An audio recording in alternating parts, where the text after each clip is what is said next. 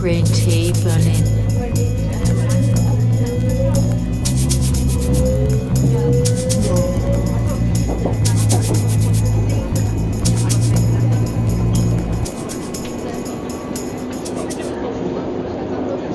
This is Krista from Green Tea Berlin, and I'm on the road in a special way today because I'll be talking about an event that is coming up, and that is with the musician and spiritual teacher Nikolas Schreck, who has just returned from one of his initial performances in this area of ritual music, and that is from Dresden, from the Tower Transmissions Festival.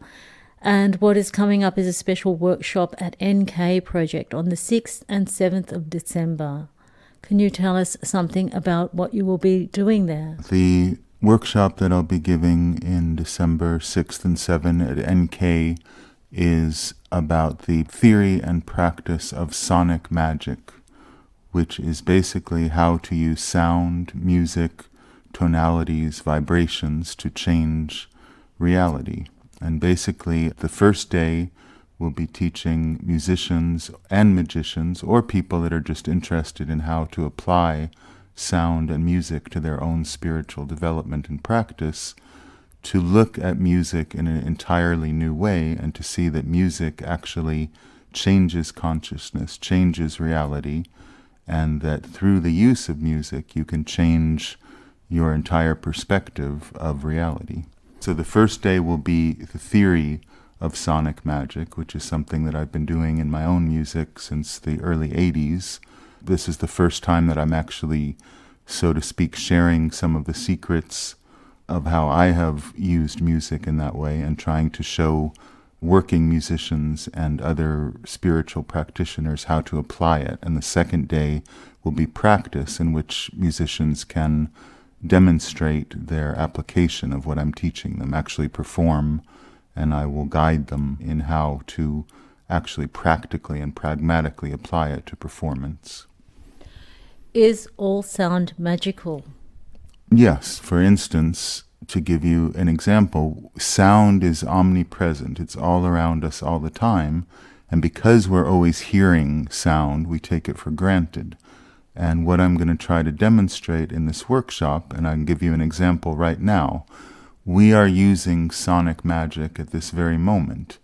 Our vocal cords are producing abstract sounds that, through a very complicated ancient system that can only be considered magical, has become the English language. Because we both know this very complicated system, we can produce sounds that convey very complex information to each other, and then using the technology of radio and the internet to translate that sound, it reaches people's consciousness and is instantly translated into meaning. So that is a kind of art. And so on the most simple level, making a word, expressing, using your voice, is already doing magic. And of course, I understand most people don't really even understand what magic is. When they hear the word, it creates confusion. But basically, magic is understanding the way the mind works. In this particular workshop, I'm teaching people how to use sound, particularly to change their inner consciousness and to change the outer world. And really, it goes into what is the nature of reality. It's much more than just teaching people how to use music. It gets to the fundaments of what is the universe, what is our mind. The traditions of using music ritually also come from the bard, troubadour and shaman traditions. Mm-hmm.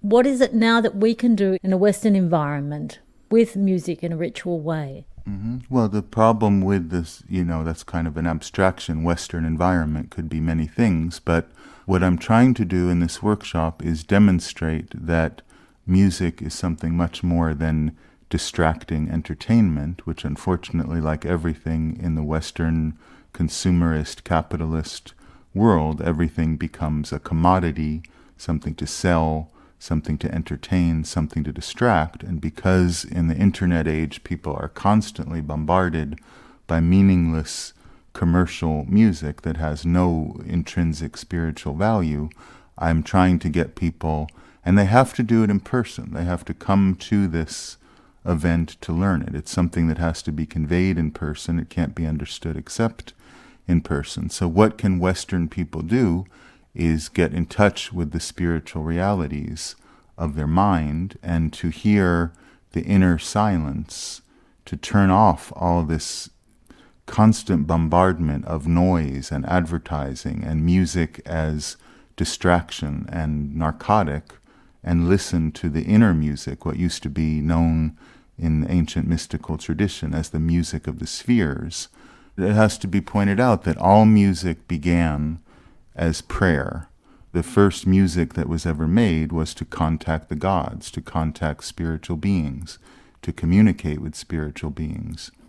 And everyone can get back to that. And so what I'm trying to demonstrate during this workshop is how you have it within your own power to change your spiritual reality through the manipulation of sound.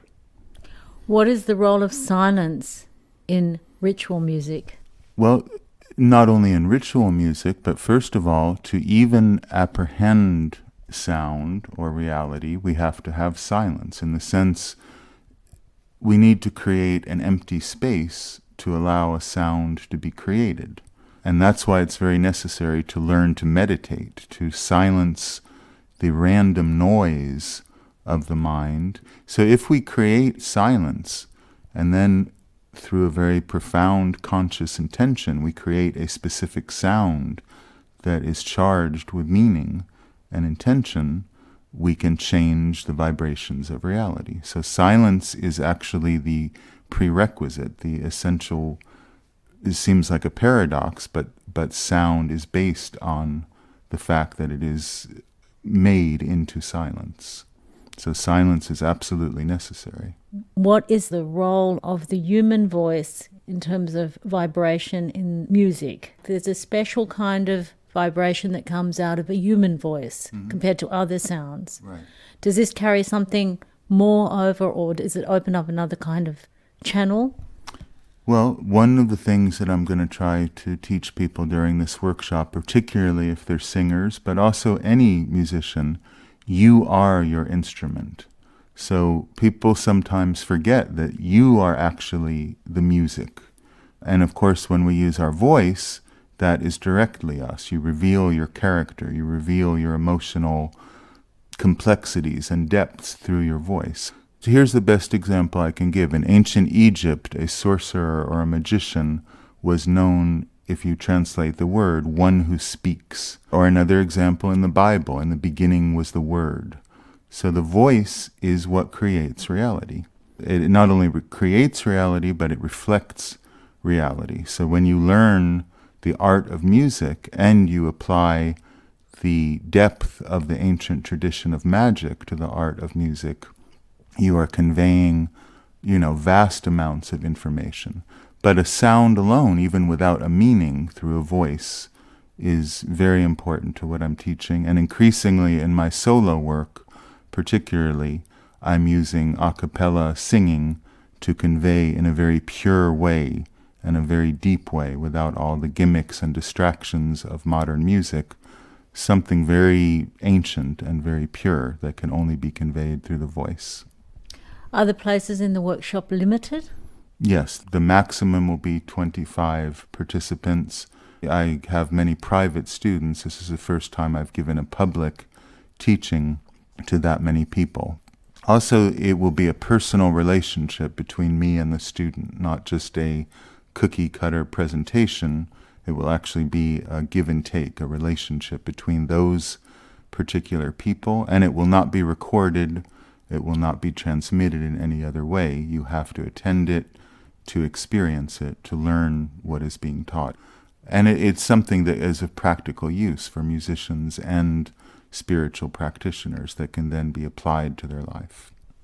Where can we find out more details about the workshop and how to join it if we'd like to? You can look up NK Projekt Berlin, and I think it's on their website, all the information you need. My Facebook page, Nikolas Schreck Official Facebook, there's a link to a Facebook event page, and all of that can be quickly found there. It's also important that I know who is attending because, as I said, it will be personalized, the teaching.